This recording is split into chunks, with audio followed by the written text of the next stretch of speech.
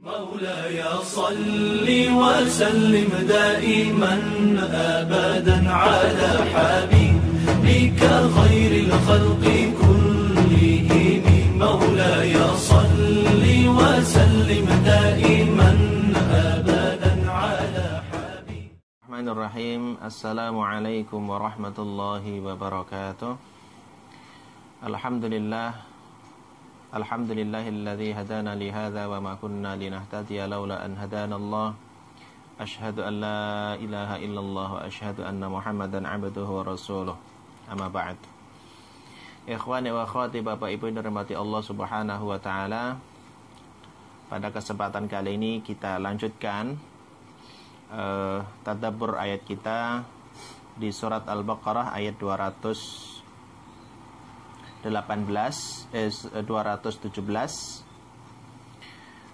Setelah kita memahami ayat sebelumnya, yaitu kutiba alaikumul qitalu wa huwa kurhul lakum. Ada sesuatu yang kita benci, ternyata itu adalah baik untuk kita, dan ada sesuatu yang sangat kita cintai, tapi terkadang itu buruk buat kita. Lalu di ayat setelahnya Allah Subhanahu wa taala menceritakan tentang hal yang telah terjadi pada zaman Nabi Shallallahu Alaihi Wasallam yang menjadi penyebab atau menjadi sebab turun surat ini atau ayat ini. Ayat ini diturunkan oleh Allah Subhanahu Wa Taala berkenaan dengan peristiwa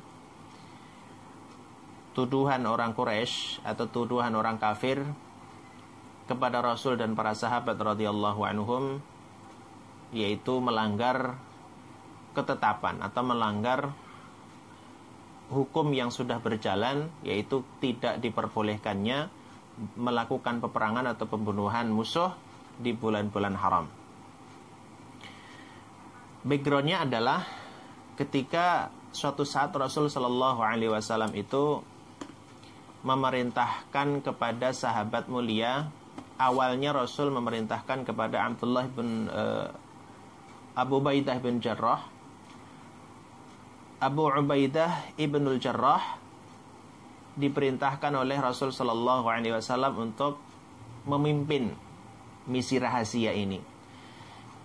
Namun ketika menjelang berangkat, beliau tiba-tiba menangis dan memendam sangat rindu kepada Rasul Sallallahu Alaihi Wasallam. Akhirnya kembali lagi. Akhirnya tidak jadi berangkat. Kemudian digantikan kepemimpinan itu oleh Abdullah bin Jahash Al-Asadi. Lalu Abdullah bin Jahash Al-Asadi ini bersamanya beberapa orang.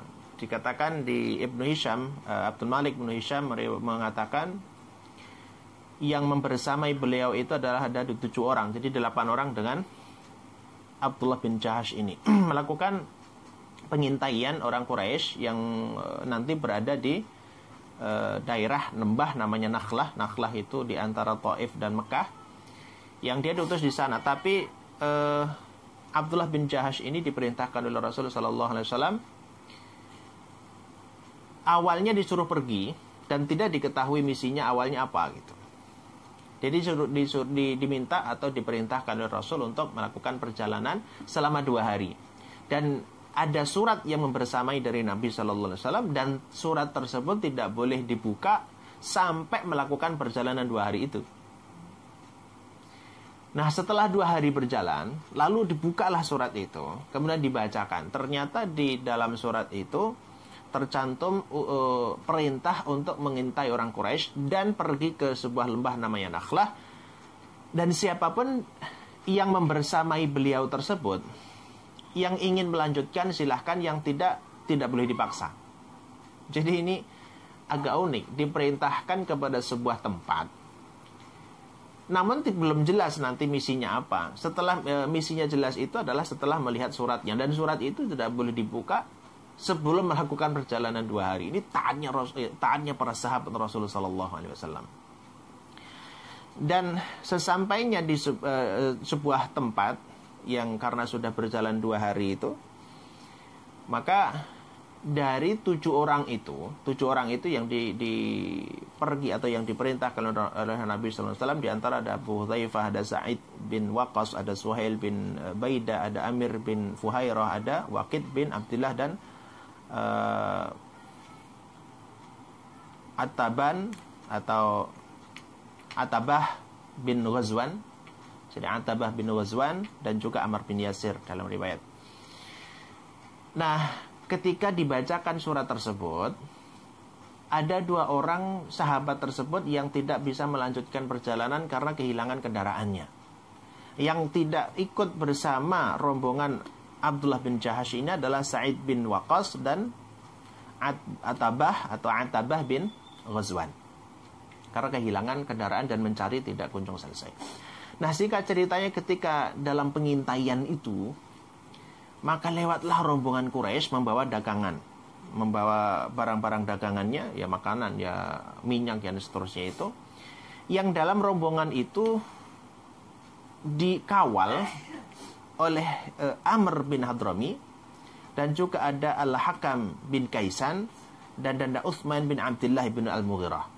Jadi 3 orang ini mengawal perjalanan atau mengawal perdagangan Quraisy ini. Ini yang memang misi pentingnya dia, misi pentingnya Abdullah bin Jahash dalam misi ini.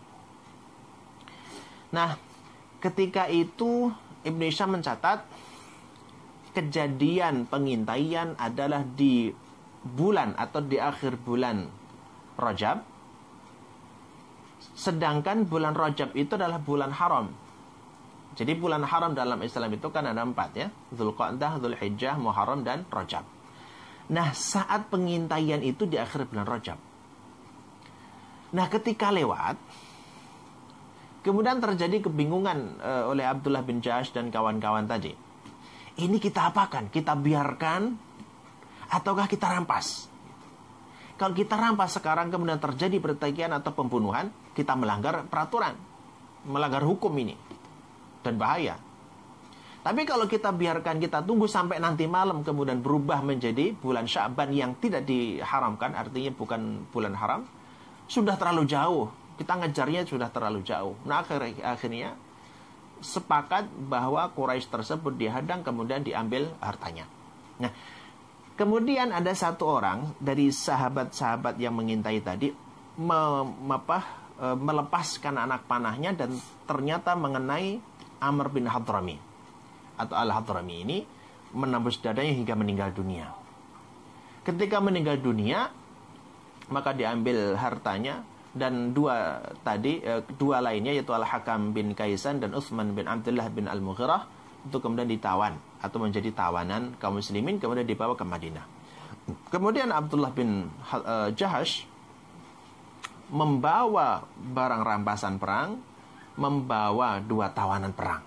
Nah, sesampainya di kota Madinah, itu terjadi perdebatan di kalangan sahabat sendiri, kemudian ditambah Yahudi, ditambah lagi dari Quraisy. Quraisy mengatakan Muhammad telah melanggar perjanjian peraturan, padahal dia katanya yang menerima kitab, tapi ternyata dia yang melanggar bulan haram melakukan peperangan. Nah, jadi orang Quraisy menuduh bahwa kaum muslimin melanggar peraturan bulan haram. Orang Yahudi pun demikian. Orang Yahudi mengatakan Muhammad dan sahabatnya atau kawan-kawannya dia melanggar peraturan. Nah, disitulah sahabat Nabi SAW pun juga seolah-olah memojokkan dan seolah-olah menyalahkan apa yang dilakukan oleh Abdullah bin Jahash dan kawan-kawannya tadi. Ini sekian lama, beberapa waktu, dan Rasul pun juga tidak bisa menjawab, karena ini memang peraturan dari dulu, dan peraturan dalam Islam pun demikian, tidak diperbolehkan melakukan peperangan di bulan haram. Nah, karena kegelisahan Abdullah bin Jahash dan kawan-kawan tadi yang telah melakukan pembunuhan, lalu Allah mengklarifikasi. Masya Allah, bayangkan, yang melakukan perbuatan dan seolah-olah kesalahan ini adalah sahabat Nabi, yaitu Abdullah bin Jahash, yang kebingungan para sahabat, yang menuduh salah orang kafir dan Yahudi. Kemudian Allah yang membersihkan itu semuanya dengan menurunkan ayat ini. Maka Allah katakan, yas'alunaka 'anil syahril harami qitalin fihi. Ayat ini agak panjang. Ini menceritakan hal yang tadi kita sebutkan. Yas'alunaka. Mereka ya Muhammad, para sahabat radhiyallahu anhum, orang-orang mereka itu terus bertanya anis syahril haram, tentang hukum bulan haram. Ketika terjadi qitalin fih, ketika terjadi peperangan di dalamnya. Jadi Allah merekam apapun yang menjadi perdebatan di kalangan sahabat radhiyallahu anhum, dan Rasulullah pun juga saat itu belum bisa menjawab. Dan sekaligus nanti membersihkan nama kaum muslimin, nama Rasul sallallahu alaihi wasallam, dan justru membalikkan fakta atau membalikkan hukumnya, yang salah bukan orang muslim tapi yang salah adalah orang kafir. Jadi yas'alunaka 'anil syahril harami qitalin fi. Mereka bertanya kepadamu ya Muhammad tentang berperang pada bulan haram. Ingat, bulan haram tidak diperbolehkan perang. Adapun tadi itu terjadi pembunuhan di bulan Rajab, dan itu walaupun sebetulnya masih simpang siur apakah pembunuhan itu dilakukan di bulan haram atau tidak, karena pembunuhan tidak jelas dalam sirah apakah di bulan Rabiul Tsani atau di Rajab, antara Rajab atau Sya'ban. Belum jelas, tapi orang Quraisy ya memang kayak gitu sifat orang kafir. Ketika ada sedikit celah untuk menyerang kaum muslimin, maka dilakukan apapun. Kemudian dipelintir, itu faktanya menjadi sebuah kesalahan bagi kaum muslimin. Jadi yas'alunaka 'anil syahril harami qitalin fi. Ketika mereka ya Muhammad bertanya kepadamu tentang terjadinya pembunuhan di bulan haram, Allah menjawab, "Qul," katakan kepada mereka ya Muhammad. Masya Allah, kita seolah-olah ada permasalahan yang pelik gitu di kalangan masyarakat, melibatkan orang kafir, melibatkan orang Yahudi. Kemudian Allah sendiri yang menjawab. Qul, katakan ya Muhammad, qitalun fihi kabir. Pembunuhan di bulan haram itu merupakan dosa besar atau kesalahan yang besar. Jadi berperang di bulan haram itu merupakan kesalahan besar atau dosa besar. Itu pelanggaran gitu. Wasaddun an sabilillah. Tapi Allah kemudian membandingkan. Dan wasaddun, dan penghalangan atau pencegahan an sabilillah, dari jalan Allah. Tapi Allah bandingkan, dan menghalangi siapapun orang yang menghalangi orang-orang untuk ke jalan Allah, yaitu masuk Islam. Jadi orang yang menghalang-halangi. Ini menyinggung orang Quraisy tadi menyalahkan kaum muslimin, Rasul dan para sahabat telah melanggar ketentuan, melanggar syariat atau melanggar hukum. Dosa besar gitu. Tapi kemudian Allah mengatakan, tapi ada yang lebih besar dosa dari itu. Siapa? Mereka orang-orang yang menghalangi kaum muslimin atau menghalangi manusia untuk masuk Islam. Ditambah lagi yang lebih besar adalah wa kufrum bihi, dan kafir terhadapnya. Jadi mereka itu orang-orang Quraisy yang menuduh bahwa Rasul sallallahu alaihi wasallam dan para sahabat, terutama Abdullah bin Jahash, melakukan pelanggaran dan berbuat dosa besar. Tapi Allah katakan wasaddun an sabilillah wa kufrum bihi wal masjidil haram wa ikhraju ahlihi minhu akbaru indallah. Allah sebutkan semuanya.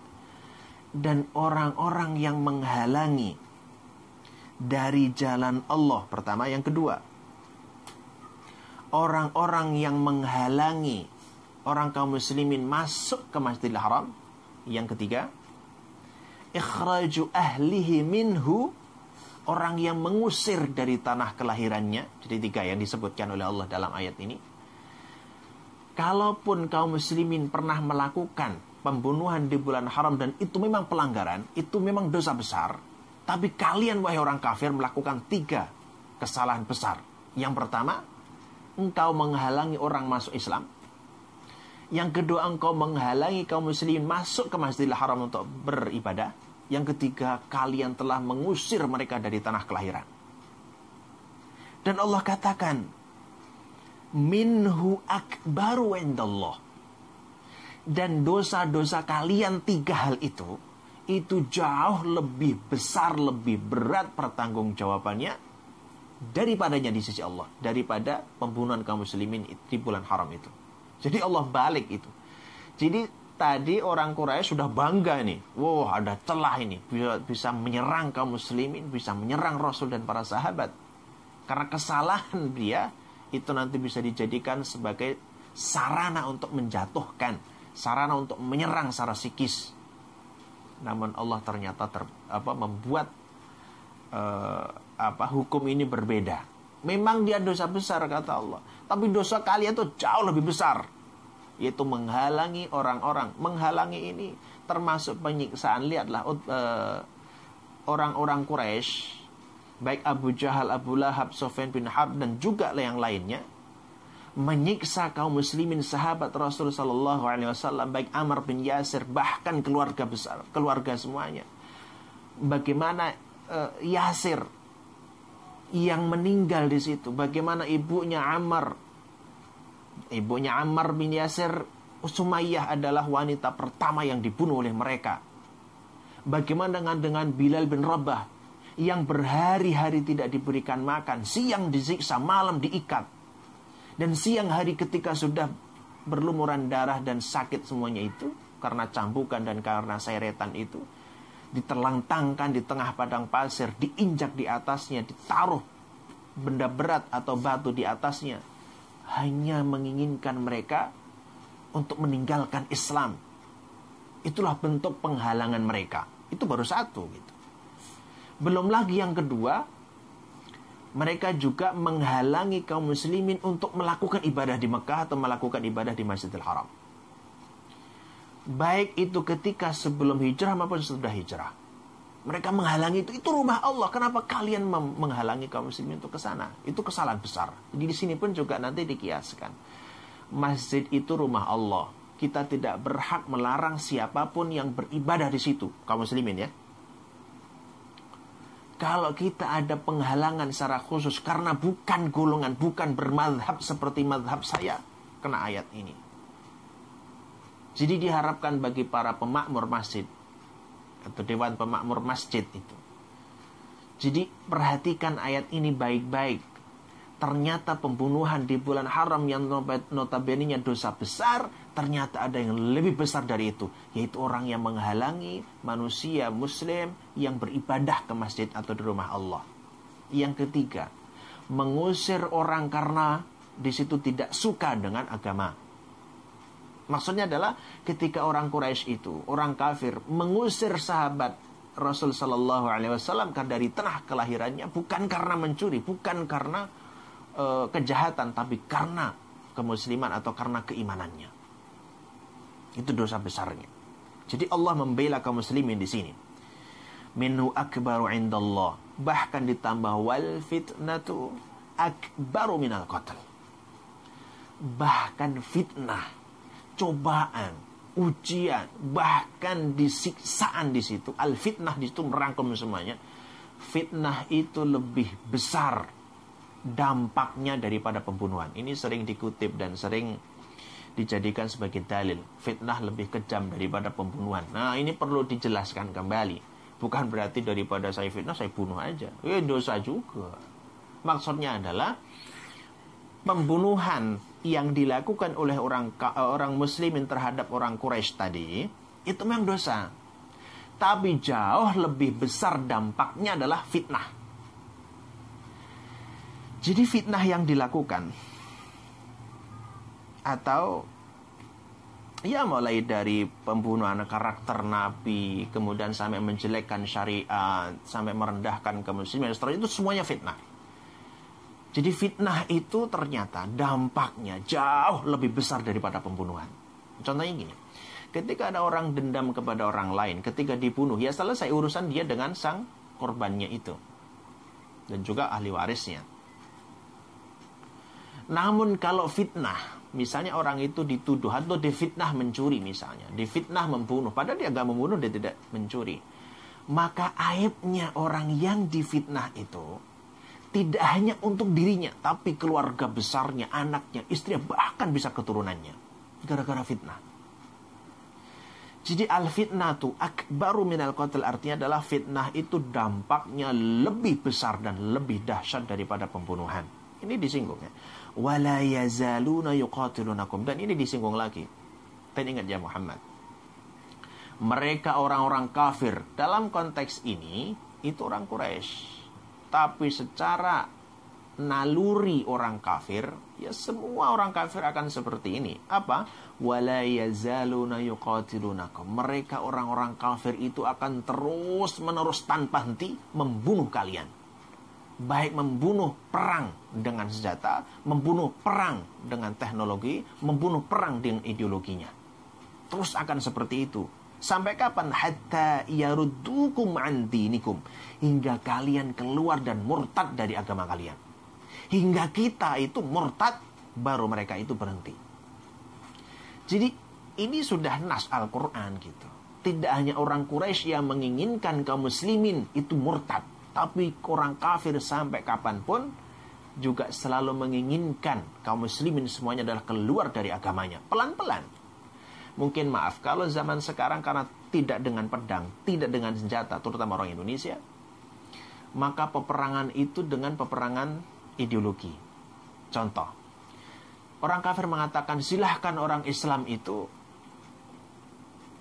beragama Islam, silahkan beribadah, silahkan baca Al-Quran, silahkan menghafalkan Al-Quran, tapi tidak boleh mengamalkan. Ini sudah mulai gitu loh. Gimana orang Islam hanya beragama sholat tapi tidak boleh membaca Al-Quran, boleh lafadznya dibaca, dihafal, tapi nggak boleh diamalkan. Ini sama, menginginkan orang Islam itu Islamnya hanya label, Islamnya hanya status, tapi tidak menyatu dengan dirinya. Jadi pelan-pelan seperti itu nanti akan murtad. Hatta yaruddukum an dinikum in istata'u, jika mereka mampu. Kemudian Allah katakan himbauan kepada kita, wa may yartadid minkum an dinihi fayamut wa huwa kafir.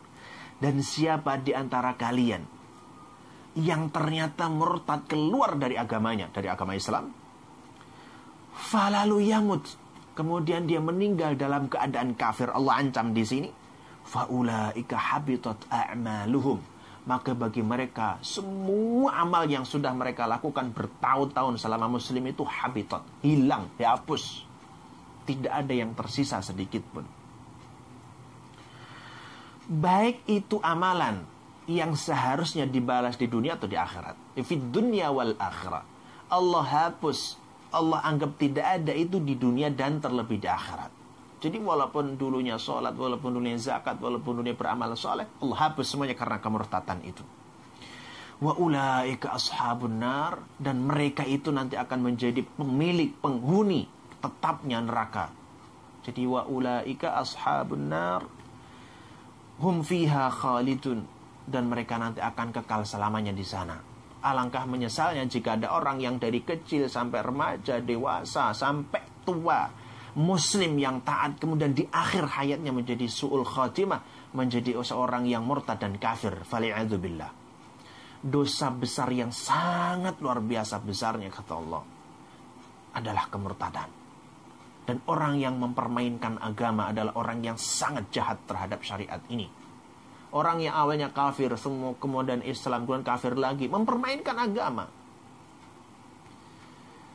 Jadi innal ladzina kafaru ba'da imanihim tsumma izdadu kufran lan tuqbala taubatuhum wa ulaika humud dhallun. Orang yang kafir setelah mereka Islam, itu Masya Allah, mempermainkan agama, dan Allah tidak bisa terima taubatnya kecuali dengan taubatan nasuha. Jadi dalam ayat ini kita digambarkan serta praktek dari yang sebelumnya. Ketika di ayat sebelumnya Allah katakan bisa jadi ada sesuatu yang sangat kamu sukai, tapi ternyata buruk bagi kalian. Ada sesuatu yang kamu tidak sukai, kamu benci, tapi ternyata baik. Seperti peperangan itu.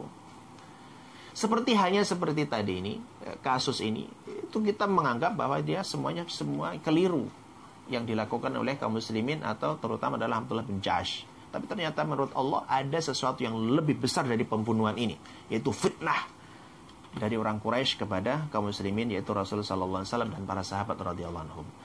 Jadi banyak pelajaran dari ayat ini, baik memakmurkan masjid, baik kita mendukung orang-orang yang di jalan Allah, dan juga kita harus menjaga sesama kaum muslimin. Wallahu a'lam bishawab. Saya kira ini dulu yang dapat saya sampaikan. Semoga bermanfaat, dan insyaallah kita lanjutkan pada pertemuan berikutnya di ayat yang ke-200 Hatanallahu yakum subhanakallahumma wa bihamdika asyhadu an la ilaha illa anta astaghfiruka wa atubu ilaik. Assalamualaikum warahmatullahi wabarakatuh.